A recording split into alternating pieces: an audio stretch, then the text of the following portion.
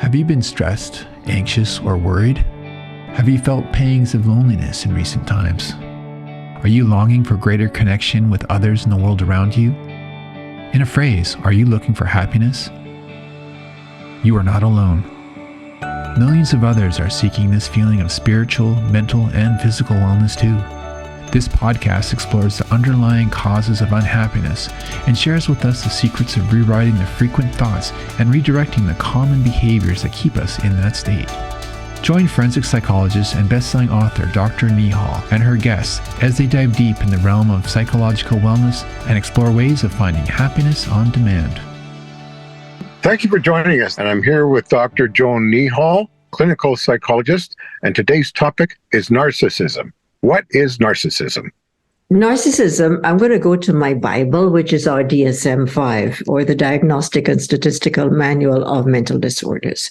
And here's a definition, Ellen, of a narcissistic personality disorder, okay?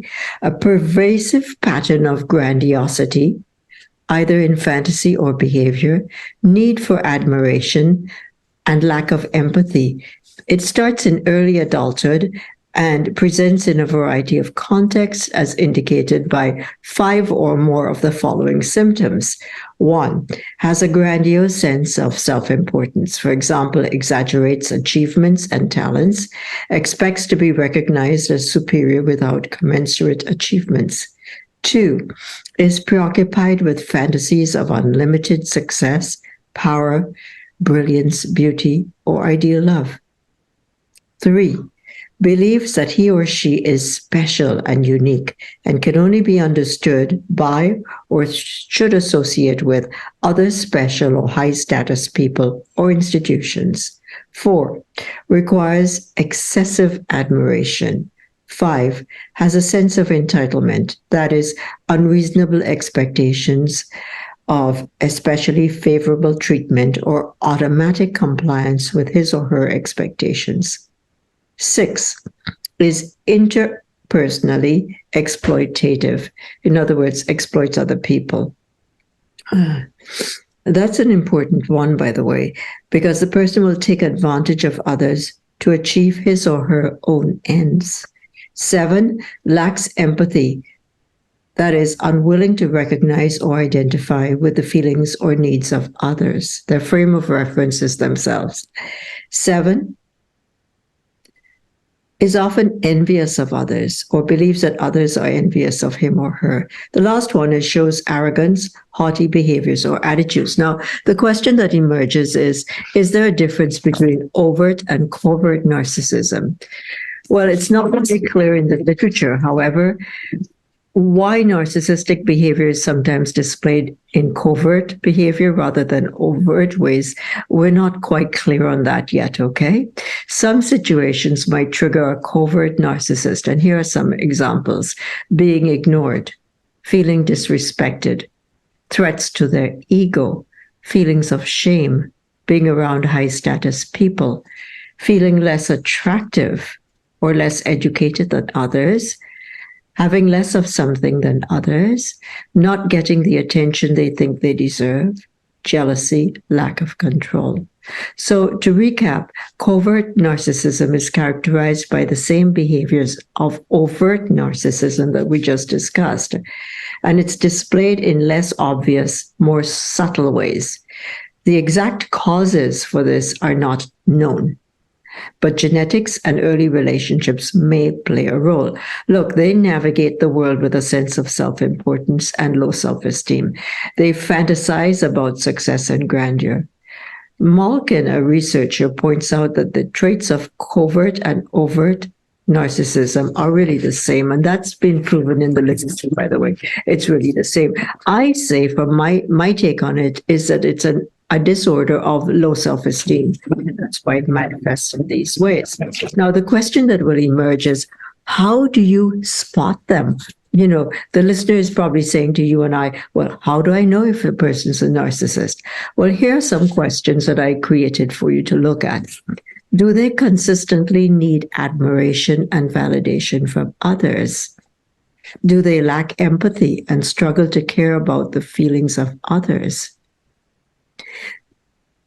Do they manipulate others to achieve their own goals? Are they prone to envy and resentment when others achieve success or happiness? Do they have a grandiose sense of self-importance and entitlement? Do they frequently interrupt or dominate a conversation, steering the conversation back to themselves? Do they become angry or defensive when criticized? Do they consistently downplay or disregard others' achievements and feelings? Now, look, those are some really good questions to ask yourself if you want to spot a narcissist. But like I said before, they tend to deny anything that puts them in a negative light. And if they can't deny, they'll dismiss it, like saying, well, you're just being hysterical. You're just being a drama queen if they're talking to a woman. They devalue others' feedback as such. And they tend to frame things so that they're always in the right. So if you're married to a narcissist, perhaps the only option if you're facing severe mental abuse is a divorce. And that's been proven in the literature too. Dr. Ramani talks about that quite extensively in her YouTube videos, which I recommend that you look at.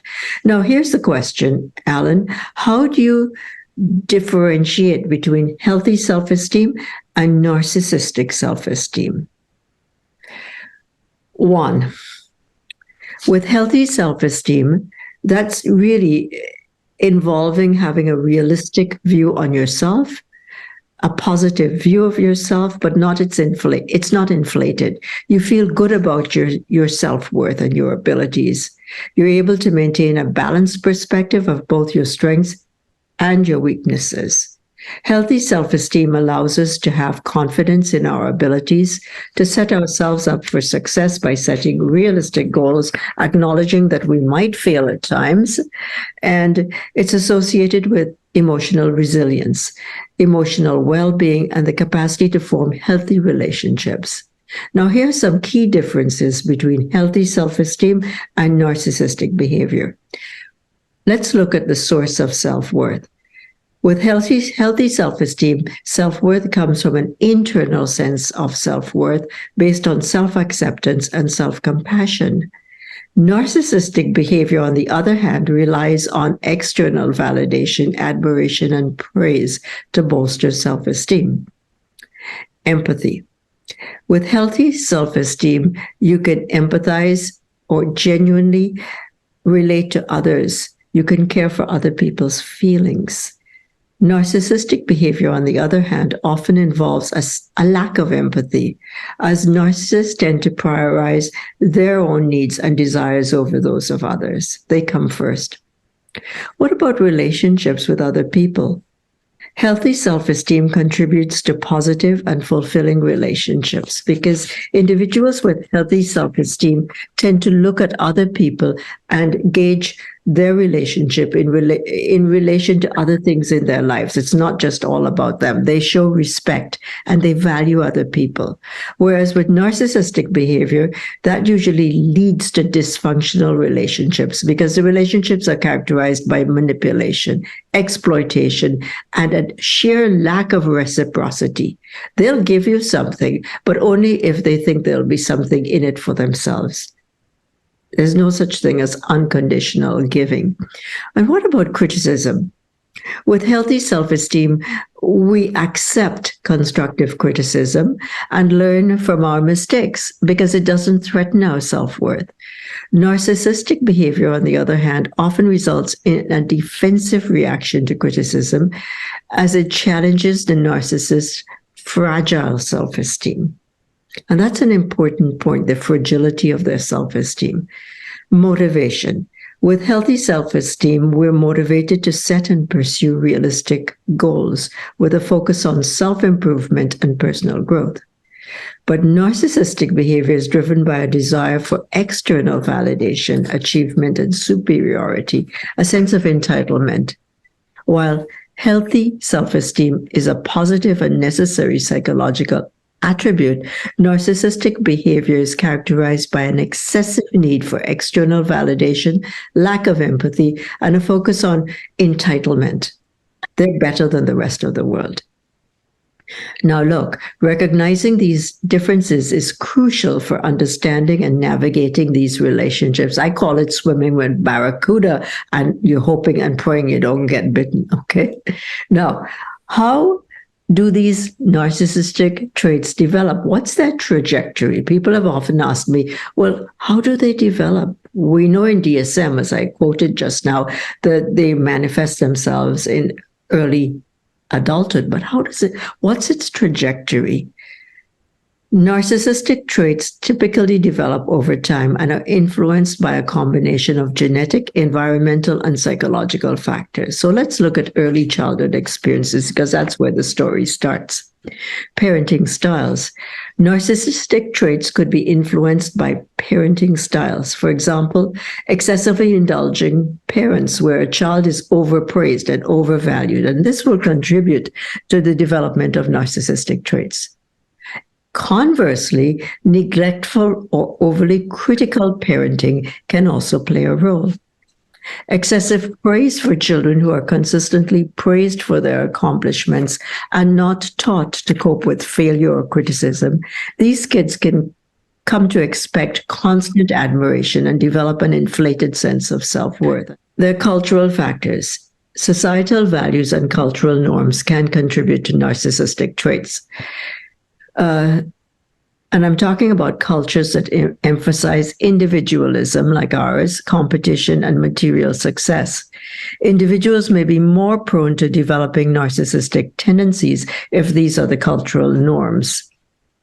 Then there's peer relationship. Peer interactions during childhood and adolescence can impact the development of narcissistic traits, period. And I'm talking here about children who are consistently praised or put on a pedestal by their peers will develop a sense of entitlement. So that's the cultural piece in the development or the trajectory of a narcissistic personality. What about the psychological factors? Low self-esteem. Narcissistic traits can develop as a defense mechanism against underlying low self-esteem. Narcissists may use grandiosity and arrogance to mask feelings of inadequacy and insecurity. Coping mechanisms. Now look, for some, narcissism becomes a coping mechanism for dealing with rejection, criticism, or even trauma. The belief in one's superiority can help shield against the emotional pain of perceived failure. Remember, we talked about the fragile self-esteem. Then into the mix comes genetic and personality and biological factors. Some studies suggest that there may be a genetic component to narcissism. Certain genetic factors may contribute to personality traits associated with narcissism. Neuroscientific research has indicated that the brain regions which are accountable for empathy and self-reflection may be less active in individuals with narcissistic traits, potentially due to differences in brain structure and function. So there is another component. Yet another component to narcissism and its trajectory would be reinforcement and feedback, what we call in psychology the positive feedback loop. Narcissistic behaviors can be reinforced over time through positive feedback and admiration from others. The more admiration a person receives, the more they may feel justified in their grandiose selfie. And what about lack of consequences? If narcissistic behaviors have not met with negative consequences, individuals may continue to exhibit these traits.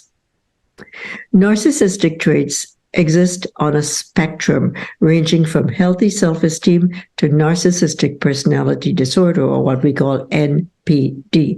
So I'm underscoring the fact that it's on a continuum, it's a spectrum. So what we're talking about is a full-blown narcissistic personality disorder, but we have on that spectrum different gradations, different ways of looking at traits, okay? While some people may display narcissistic traits throughout their lives, others may experience changes in these traits in time, influenced by life events, therapy, or personal growth. So if you're not a full-blown narcissist as such, you can experience changes, and that's the good news, okay? So I'm saying recognizing the factors that contribute to the development of narcissistic personality traits could help inform strategies for managing and interacting with individuals who display these behaviors. Because remember, they're going to display a charming facade that's quite engaging. But there are red flags that we can look for. For example, self-importance, expecting preferential treatment, being insensitive to others' needs. At work, taking credit for others' work, being manipulative, for example, having superficial relationships, a sheer disregard for rules and norms, because that's for the rest of us, not for them. They tend to interrupt conversation to redirect focus on themselves because they come first. And the constant craving for attention and expecting favors without reciprocity. Those are some of the things that you want to look for.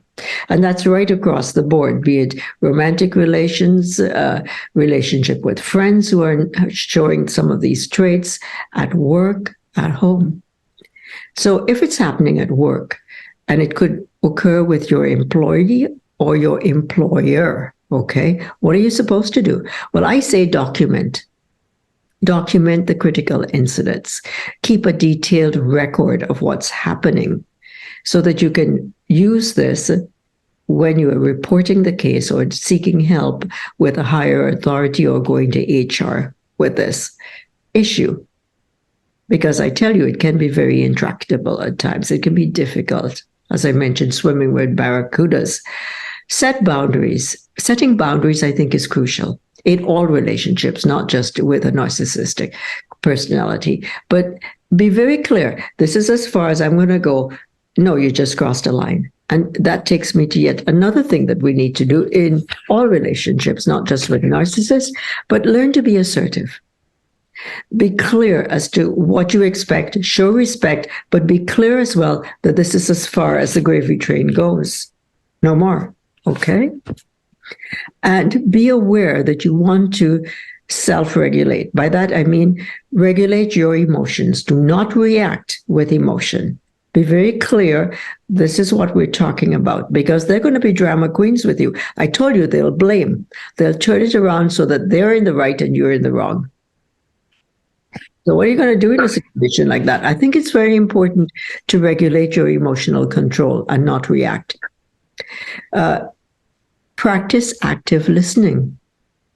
Be consistent. Discuss it with trusted colleagues so that you get the validation you require, because you won't get it with a narcissist. Trust me, it won't happen. And try and get conflict resolution with HR, I'm talking about at work, or with someone else who can help you demarcate boundaries. If it's happening at home, practice self-care above all. Do things that will self-soothe. Do things that'll help you feel better about yourself. And again, everything that I just mentioned will be appropriate to use at home. But remember, the difference between work and home is we can leave work at work, but home is insidious. This is going to continue. It's important. Is it going to count in 10 years, as I say to my patients? Yes. Can I change it? I say yes. But how do we change it? Again, being assertive. Pick your battles. Pick the ones that are going to be important. Don't overreact. And if all else fails, seek counseling. Family therapy works, believe it or not. If it's in your primary relationship, think of safety first. And I'm talking about if you're with a manipulative partner and you're constantly being put down and you're the subject of mental abuse, what are you going to do then? Seek the law, seek protection. Because as I said, if you're dealing with a full-blown narcissist, it isn't going to work. Nothing you do is going to work except my other D, a divorce. And that's unfortunate, but it is true. It's serious, okay? Because mental abuse, as I say, is a scar that's invisible. And a lot of people suffer with this, not just females, but males as well. And how do you deal with it? Sometimes you've got to say, is this worth it for me?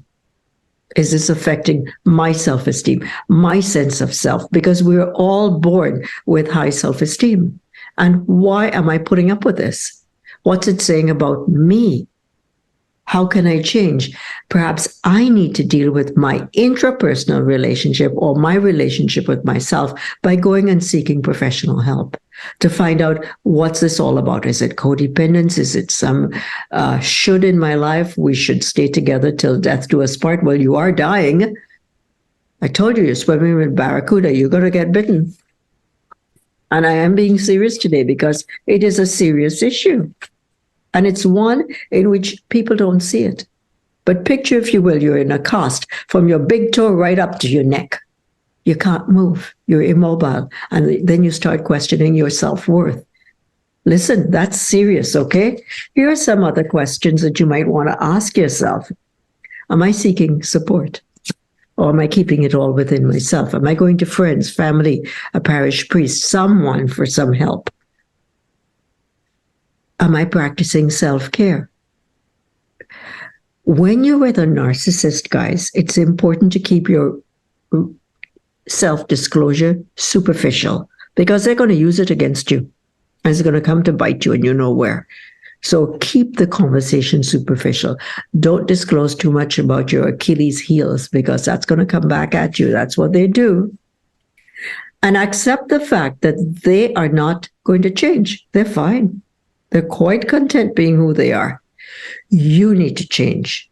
So what are you going to do about it? And I'm talking about the full-blown narcissist. And you become a victim. And I'm worried about that because it happens a lot. And that's why I'm doing this podcast today. Especially if you're in Canada, we're talking about Thanksgiving. And this is my gift to you today. It's so important to take back your power.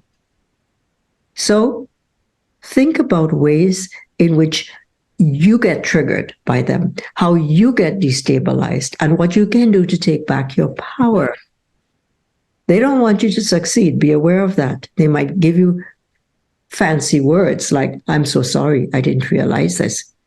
Those are just words. Focus on the behaviors, please.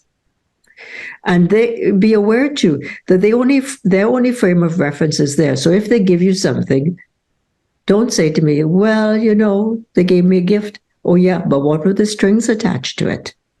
They'll typically say, I did this for you, so now you owe me something back, right? Is that unconditional positive regard? I don't think so. Unless you're seeing the pink pigs flying in my office right now, I don't think so. So be aware of that, guys. And also be aware of the fact that your vulnerabilities go deep. And there might be things you need to ask yourself about yourself right now so that you can say to yourself, okay, I'm going to give myself a gift today. I'm going to give thanks to myself today by taking back my power, taking back my self-esteem, by treating them with respect and desisting. Takes two to have that fight, right? You're not going to knock sense into their heads because from their point of view, you're the problem.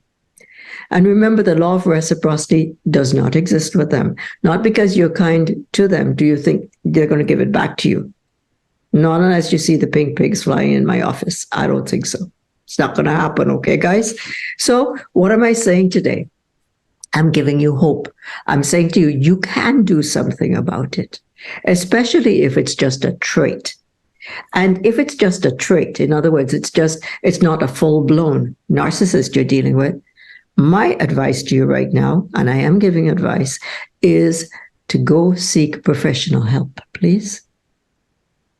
Take yourself and the person to a therapist.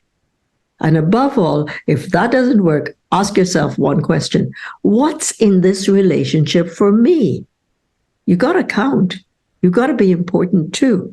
So what are you going to be, like the Lone Ranger? Remember the time when the Lone Ranger says to Tonto, let's go to town? And what does Tonto say? Tonto says, not going to get beat up no more. And I don't want you to get beat up no more. Bye now. That's it for this, Alan. Any questions? Sure do. Yeah, is it treatable? Is a full-blown narcissist, is it treatable? Can a person change? No.